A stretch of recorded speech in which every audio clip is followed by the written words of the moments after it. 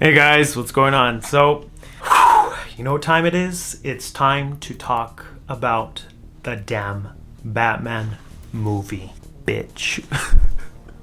Directed, produced, and written by Matt Reeves, this movie exceeded my expectations, and that's pretty much how I can simplify it, going into it. And the director who was doing this, Matt Reeves, and I thought he was trying to go for like a Batman Forever, because when I saw the trailer with all these different villains and characters, that there was not going to be enough Batman, and that's what I was thinking. I was like hoping, like a brain, like I hope it's not that type of Batman film where everybody else is getting featured but Batman. He proved me wrong completely, this director. I mean, he did a new, fresh take of Batman. I applaud his style. I would say the one thing that he nailed 100% on is the tone of the film. I mean, the tone of the film, it's gothic and it's dark. I mean, if you don't want a dark Batman, get the hell out of here. No, for reals, get the hell out of here. I just love that Matt Reeves kind of like he made this grounded version of Batman again, kind of like the Dark Knight trilogy, but this is a lot more intense and just suspenseful, very thrilling, and the story just keeps evolving and growing, which explains in the movie, spoilers, that it's 80% Batman the whole entire film. And it's like everybody's been saying, it's a Batman detective movie. And I'm just always used to seeing him in action, which is nice. I like that. But this version of Batman that we finally got to see in an actual film is seeing his detective work, seeing him behind the desk. It's like one of those movies where you have to just sit and just watch every detail, because even though the movie was pretty long, the pace of it felt a little bit long at some parts, but it reveals itself when you watch the whole thing. It makes you wait of why everything needs to be written in a certain way. And that's what I loved about Matt Reeves' vision in general. Yeah, let's talk about the cast. We got Robert Pattinson as Batman. I think the biggest thing that I loved about Robert Pattinson's Batman is that his expression and his emotions are all in his eyes. Like he doesn't even need to say anything in some scenes where it's just his eyes and you already know what he's thinking. And even though he was quiet at some times, he would have a whisper. He'd be like, "He lies still, cheese and biscuits, He kind of reminded me an influence almost of Michael Keaton a little bit, and a little bit of Val Kilmer, because they kind of were both soft-spoken and they didn't need to up and change their voice, kind of like Christian Bale, where he was just like... It was amazing, though. I loved his portrayal of Batman. When I saw him coming out in the beginning, it was just... I was already like, oh, no, I'm done. As Catwoman is amazing. I loved this version of Selina Kyle, because it's like now we finally get a real, like a character that's vulnerable, and she's going through her own struggles as well. And that was really interesting side of this character to see.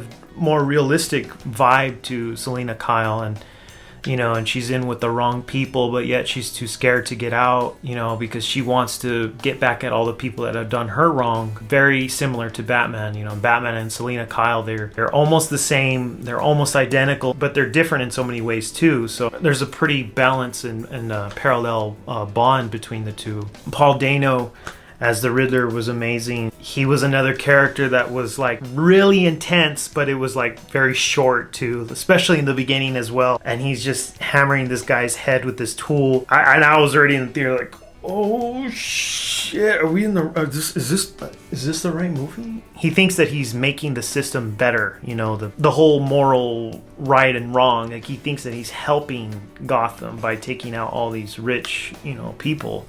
He's not, obviously he's a killer too, and he's psycho, but it's like a subtle but very intense performance by Paul Dano's Riddler. And I really liked it a lot. Colin Farrell's Penguin blew me out of the park, because he doesn't even look like Colin Farrell with his accent and his voice. World's greatest detectives, It was a pretty cool, interesting take. I was hoping that we would get a little bit more Penguin, because I did like his character a lot, and I'm hoping that they use him with the HBO Max series, hopefully. Alfred, played by Andy Serkis, has the same kind of tone as Alfred, but this one was a little bit more direct. It seems like this version of Alfred is trying to look out for, Bruce Wayne, he can't help him so much because Batman is, still in that bubble. He doesn't care about anybody else. He doesn't care if he gets hurt or if he dies. It's like it doesn't bug Alfred anymore because he can't help him if he doesn't want to help himself. And then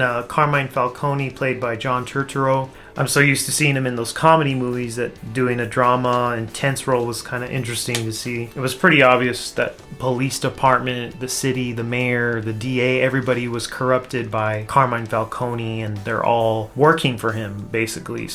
And that's why it drives the Riddler crazy, because he's trying to actually get rid of all these bad people that are associated with Carmine Falcone. And so I think that's why it drives him mad, because he wants to get rid of him, but in his own orthodox, crazy killer way. The chemistry between Gordon and Batman, I love it. The whole entire film. Jeffrey Wright, his performance is it's so good. And I like his voice, and he would just say things to Batman. He'd be like, "We gotta get you out of here. Punch me right in the face. I'll take that cheeseburger. Oh, this guy is hilarious."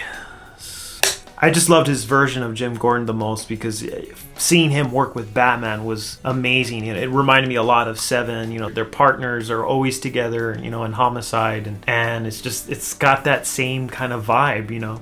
So the other thing I want to talk about is the score, composed by Michael Giacchino. I was really blown away, and I just loved in the melody of the Batman theme. Right when he's putting on his makeup in the intro, you can hear the chimes. Ding, And I just love that they finally brought back the chimes. It's a percussion instrument, and they play these chimes. And I just love that they brought back that. Kind of like from the Batman 89 and the Batman Returns. And it was sort of inspired, kind of like Danny Elfman's score. And the theme of this Batman, it's practically 2 notes. I don't know if anybody knows that. Just the first part of the melody, it's just dun dun dun dun dun. It's so simple yet brilliant. Even like through the middle of the film, there's a lot of just very eerie music. It's it's kind of suspenseful, especially in the beginning intro, and he's narrating and he's going through the audience on Halloween night, and you can hear the music building with the chimes and then the bass, and then it just kind of does this this violin just kind of just builds up. I was already like, oh shit. I just got hyped from it, just from hearing the music. This is insane. He has a lot of just moments when, Batman's doing his detective work. He does a lot of very violin, just ding ding ding ding ding ding. Dun, dun, dun, dun. I love that, and it's just keeps you in suspense. Other movies that it reminded me of were like Seven, Zodiac, obviously, even though Zodiac is pretty much inspired by a real serial killer, but if you watch those movies, you can understand what this Batman is kind of influenced by. It even reminded me of The Crow. I don't know why, especially in the beginning. Again, it's Halloween night, and and Batman's talking and narrating and talking about Gotham and how it's corrupt, and it's just there's no hope in the city, and everybody's just doing bad things, in Gotham. And I felt like a part of me, if the whole time I was thinking in the back of my head, if they reboot a Crow movie like this Batman movie, it would be perfect. It reminded me of Prisoners, with Paul Dano, Hugh Jackman, and Jake Gyllenhaal, just because of Paul Dano's performance in that movie too, and the suspense and the mystery. It reminded me a little bit of Dirty Harry movies, because it has again that detective homicide mystery stuff, and then even that movie Blood Work, with another Clint Eastwood movie. It's just the way it's orchestrated. There's a murder, and then all the mysteries, and then another murder, and then here's all the other mysteries, and so it's got that pattern, and I like movies that just keep evolving, and that's always an amazing way our writers can keep it fresh and keep the audiences intrigued, especially with a long movie that has a lot of dialogue and has a lot of mystery behind it as well. The car chase was another favorite scene of mine. I really loved the perspective of the camera on the shot of the window or in the rearview mirror. I really loved that, how the cinematography was shot like that, and then the rain, getting out of the car, and you see his boots, and you see his boots a lot. I think in the beginning, that little hallway in the train, when he's actually at the crime scene, and then you see him crash Penguin's car, and then you see his boots, his feet. Just made it scary, with those stomps on his feet, So I just love that perspective. Another memorable scene was probably the ending, because it's just, there's a lot going on. It was so epic with the flood in the stadium, and there's all these civilians that are underwater, and Batman has his hands full towards the end of the movie, and and it's just an epic, heartfelt conclusion to this movie. I think that's what did it for me, is when I saw Batman helping these civilians after he just got his ass kicked.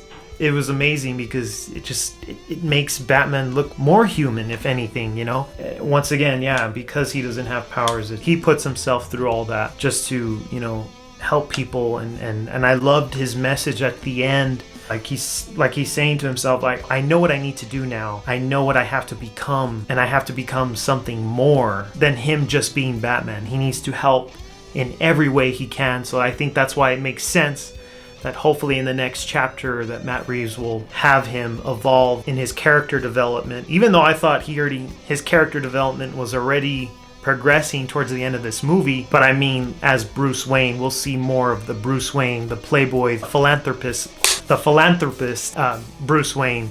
That'll be interesting to see how his character will evolve in the next chapter. But yeah, there you guys go. Those are some of my thoughts on the movie. I just wanted to let you guys know.